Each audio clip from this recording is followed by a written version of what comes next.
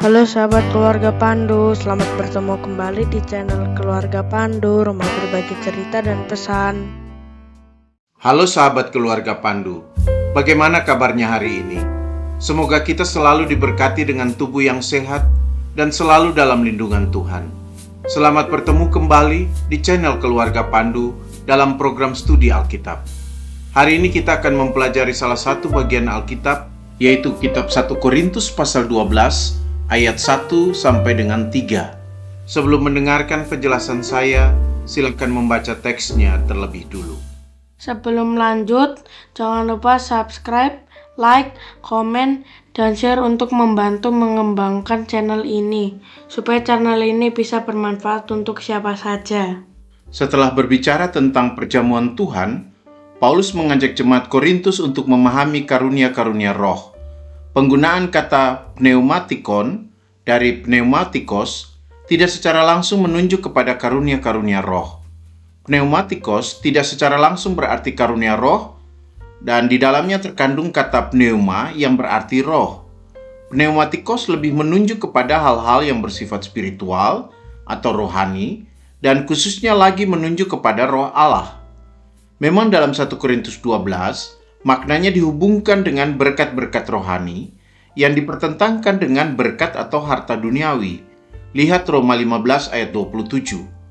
Selanjutnya, terkait dengan hal-hal yang rohani ini, TBLAI menginterpretasi aknoin dengan mengetahui kebenarannya, sementara dalam terjemahan bahasa Indonesia masa kini atau bahasa Indonesia sehari-hari dikatakan mengetahui yang sebenarnya. Namun kata aknoin dari agnoeo secara harfiah berarti menjadi bodoh atau tidak tahu atau tidak memiliki pengetahuan. Di dalamnya juga terkandung makna mengabaikan sebagai sebuah kesalahan karena ketidaktahuan. Jadi Paulus sebenarnya tidak ingin jemaat di Korintus tidak tahu atau tidak memiliki pengetahuan tentang hal-hal rohani ini. Sebagai orang-orang yang telah mengenal Allah, mereka harus tahu tentang hal-hal yang berhubungan dengan roh Allah ini. Jadi yang ditekankan pertama oleh Paulus adalah keinginan para pengikut Kristus untuk mengetahui hal-hal yang bersifat rohani atau yang berhubungan dengan roh Allah. Ini adalah ciri orang yang sudah mengenal Allah. Di ayat kedua, Paulus menyinggung situasi kehidupan jemaat sebelum mengenal Allah, dan ini dihubungkan dengan keberadaan berhala-berhala. Kita memang tahu bahwa jemaat di Korintus sebagian besar berasal dari agama bukan Yahudi, kalau tidak mau dikatakan semua, karena ada ahli yang mengatakan bahwa terjadi juga percampuran dengan orang-orang Yahudi. Ini dimungkinkan mengingat Korintus sebagai kota penting di wilayah kekaisaran Romawi, adalah kota pelabuhan dan orang dari berbagai bangsa datang ke sana dan membawa berbagai agama yang dianut mereka. Agama lokal di Korintus sendiri adalah agama Yunani Romawi. Kota ini dipenuhi dengan banyak kuil dan patung-patung para dewa yang dapat dijumpai di tempat-tempat publik. Nah, orang Kristen di Korintus memiliki latar belakang konteks beragama yang dipengaruhi oleh konsep tentang dewa-dewa ini yang oleh Paulus disebut dengan istilah berhala-berhala yang bisu. Ketika Paulus mengatakan bahwa kamu tahu, yang ditekankan Paulus bukan hanya sekadar tahu, tetapi juga adanya pemahaman dan kesadaran terhadap apa yang dialami atau yang terjadi di dalam hidup jemaat di Korintus.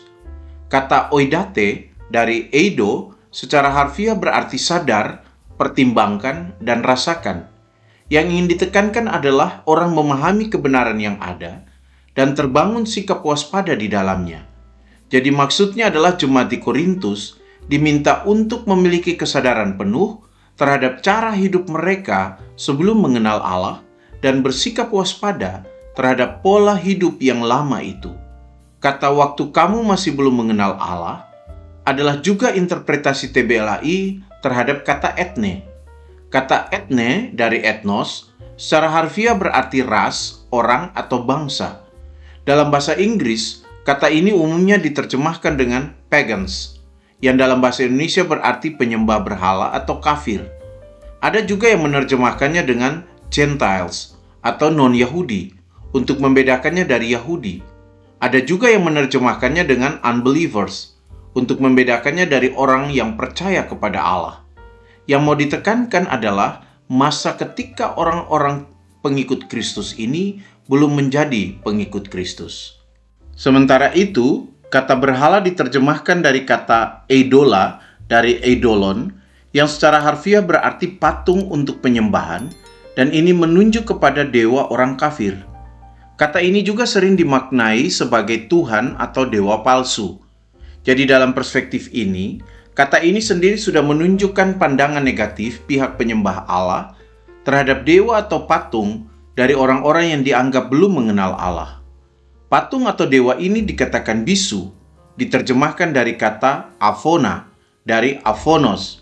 Aphonos memiliki arti tanpa suara atau tak bersuara, atau tak bisa berkata-kata, atau bisu, atau diam. Karena dianggap tidak mempunyai kemampuan untuk berbicara, aphonos secara kiasan juga berarti bodoh atau tidak berarti. Sedangkan perkataan tanpa berpikir ditarik kepada, diterjemahkan dari hos an egeste apagomenoi, yang secara harfiah dapat diterjemahkan, kalian dituntun bahkan seperti terbawa arus. Kata egeste dari ago secara harfiah berarti dipimpin atau dibawa karena menunjuk kepada sebuah sikap pasif.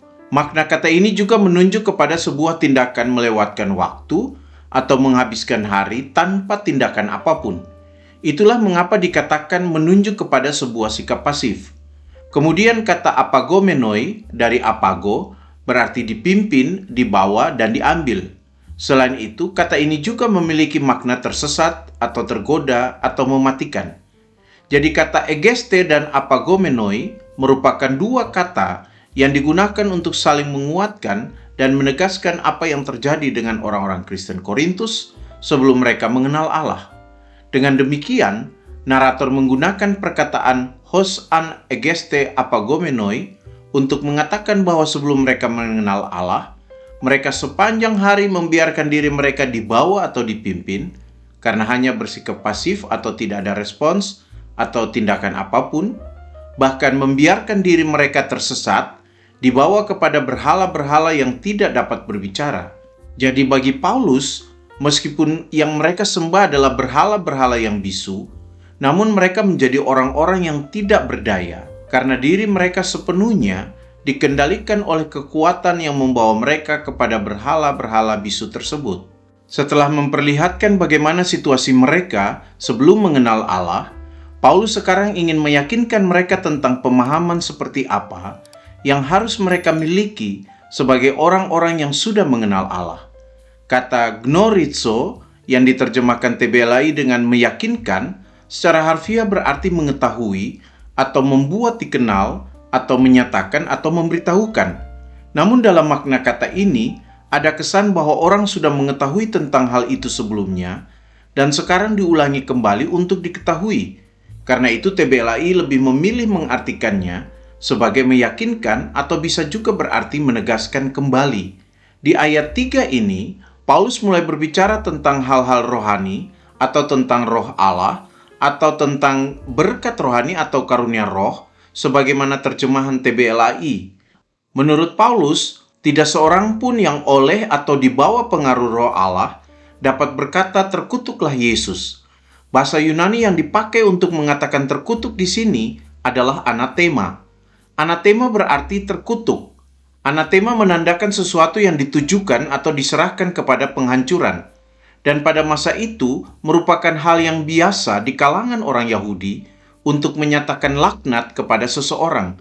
Dengan mengatakan anatema, orang Yahudi mengucilkan orang berdosa dari dalam masyarakat, tetapi juga menyerahkan mereka kepada hukum Tuhan. Perkataan terkutuklah Yesus dalam tradisi kekristenan selalu dihubungkan dengan antikristus. Perkataan ini biasanya dipertentangkan dengan perkataan Yesus adalah Tuhan, yang dihubungkan dengan pengakuan orang Kristen. Paulus secara tidak langsung juga ingin menghubungkan ini dengan kritiknya kepada orang-orang Yahudi yang bersikap anti kepada Yesus Kristus. Kepada mereka, Paulus tidak berbicara tentang Roh Kudus tetapi Roh Allah, karena itu yang mereka ketahui atau pahami. Secara tidak langsung, Paulus ingin mengatakan kalau orang Yahudi itu berbicara di dalam tuntunan Roh Allah, tidak mungkin dia akan mengatakan terkutuklah Yesus. Sebaliknya kepada para pengikut Kristus atau orang Kristen yang lebih memahami Roh Kudus, Paulus memakai istilah Roh Kudus bukan Roh Allah. Paulus mengatakan tidak seorang pun dapat mengatakan bahwa Yesus adalah Tuhan selain bahwa dia dikuasai atau dipengaruhi oleh Roh Kudus. Dengan kata lain, Paulus ingin mengatakan bahwa orang-orang yang dikuasai baik oleh Roh Allah maupun Roh Kudus, mereka akan menghargai Yesus, mereka akan memuliakan atau meninggikan Yesus, bukan merendahkan Yesus atau mengutuk Yesus. Jadi apa relevansi teks ini untuk kita orang beriman saat ini? Pertama, Paulus memulai nasihatnya dengan menekankan hal penting yang harus dimiliki atau diketahui orang Kristen. Nasihat Paulus di ayat 1 ini mengingatkan orang percaya bahwa tidak cukup hanya sekadar menjadi orang Kristen. Orang Kristen harus tahu hal-hal yang perlu diketahuinya atau yang penting untuk kehidupan berimannya. Jangan sampai orang Kristen hanya mengaku percaya kepada Kristus, tetapi membiarkan dirinya hidup dalam ketidaktahuannya tentang kebenaran-kebenaran iman, atau yang disebut Paulus dengan pengetahuan tentang hal-hal rohani, dan akhirnya mereka mudah dibodohi oleh orang lain. Dengan begitu, orang beriman tidak menjadi seperti orang yang belum mengenal Allah, yang membiarkan dirinya ditarik ke berhala-berhala yang bisu. Jadi jangan hanya menjadi orang Kristen KTP saja. Kedua, Paulus mengingatkan jemaat Korintus dan juga orang beriman saat ini bahwa tidak ada perkataan yang tidak baik yang keluar dari mulut orang Kristen jika dirinya dikuasai oleh Roh Kudus. Hanya kebaikanlah atau hal-hal baik saja yang diucapkan oleh orang-orang yang hidupnya dituntun oleh Roh Kudus. Jadi kalau orang-orang beriman atau para pengikut Kristus mengaku bahwa hidupnya selalu dituntun oleh Roh Kudus, maka bukan hanya perkataan, tetapi juga sikap dan perbuatannya harus selalu menghadirkan yang baik. Dengan demikian, semua kebaikan yang ditunjukkannya akan juga menjadi pengakuan bahwa Yesus adalah Tuhan di dalam hidupnya. Dan itulah cara hidup orang Kristen. Demikian studi Alkitab hari ini.